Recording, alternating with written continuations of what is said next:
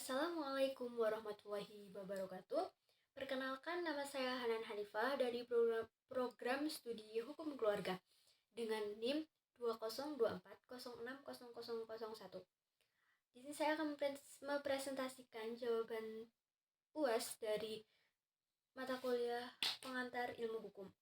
Yang pertama, pertanyaannya yaitu, mengapa sih kaidah hukum ini masih diperlukan sementara dalam kaidah masyarakat sini pada dasarnya itu sudah ada kaidah atau norma yang mengatur tingkah laku manusia dalam pergaulan hidupnya, yaitu ada kaidah agama, kaidah kepercayaan, serta kaidah kesopanan.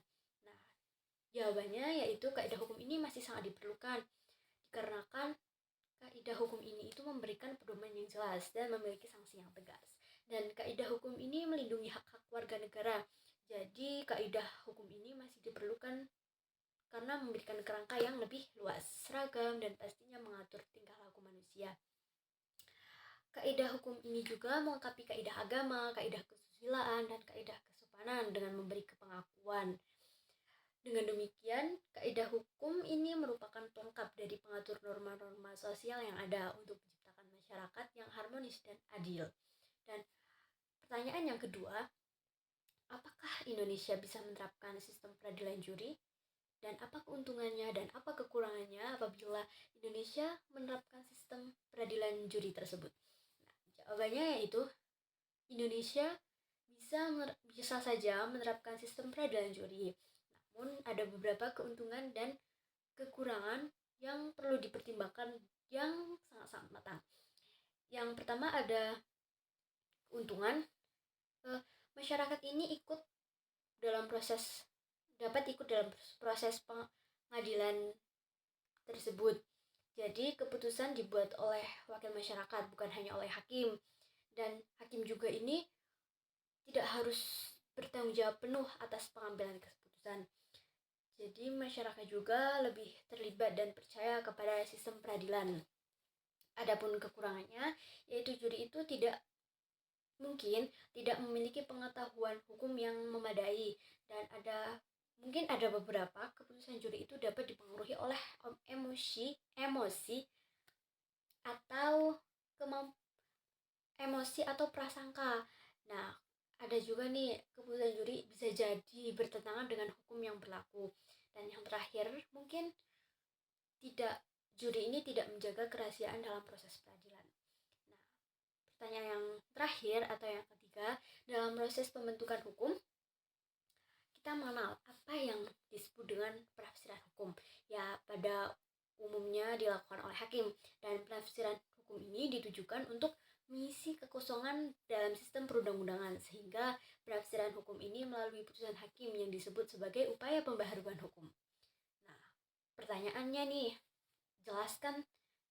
jelaskan jawaban terkait kalimat di atas, setuju atau tidaknya dengan memahami tentang keputusan hakim di Indonesia sebagai jurisprudensi. Nah, jawabannya saya setuju dengan kalimat di atas. Nah, penafsiran hukum oleh hakim ini dapat mengisi kekosongan dalam sistem perundang-undangan, dan sistem tersebut ini sebagai upaya pembaharuan hukum. Nah, di Indonesia, putusan hakim yang memberikan penafsiran hukum atau interpretasi baru terhadap undang-undang disebut jurisprudensi. Nah, jurisprudensi ini menjadi sumber hukum yang tidak tertulis dan penting. Nah, demikian putusan hukum ini menjadi jurisprudensi berperan penting dalam pembaharuan hukum. Nah, terutama ketika pengaturan yang belum cukup jelas atau lengkap untuk menyelesaikan masalah hukum yang ada. Dan pertanyaan yang selanjutnya, sejauh mana sih peran hukum yang membentuk putusan hakim sebagai upaya penegakan hukum dan perannya sebagai salah satu sumber hukum? Nah, ini jawabannya, yaitu untuk memastikan bahwa hukum ini diterapkan dengan adil dan tepat. Nah, penafsiran hukum ini memainkan peran yang sangat penting dalam pembentukan putusan hakim. Penafsiran hukum ini dapat membantu memahami menerapkan undang-undang dalam kasus yang tidak jelas. Misalnya nih, hakim harus menafsirkan undang-undang jika tidak jelas Jadi mereka itu dapat membuat keputusan yang adil. Nah, hakim dapat membuat keputusan yang berisi penafsiran hukum atau sebagai jurisprudensi, yaitu keputusan yang digunakan oleh hakim dalam kasus yang serupa.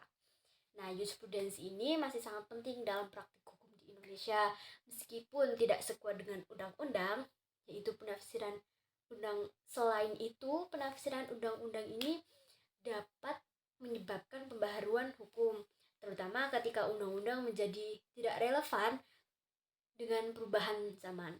Oleh karena itu, penafsiran yang dibuat oleh hakim dapat membuat hukum yang sesuai dengan kebutuhan masyarakat secara keseluruhan. Penafsiran hukum oleh hakim berperan besar dalam memastikan hukum yang berjalan dengan baik dan dapat berkembang mengikuti perubahan zaman.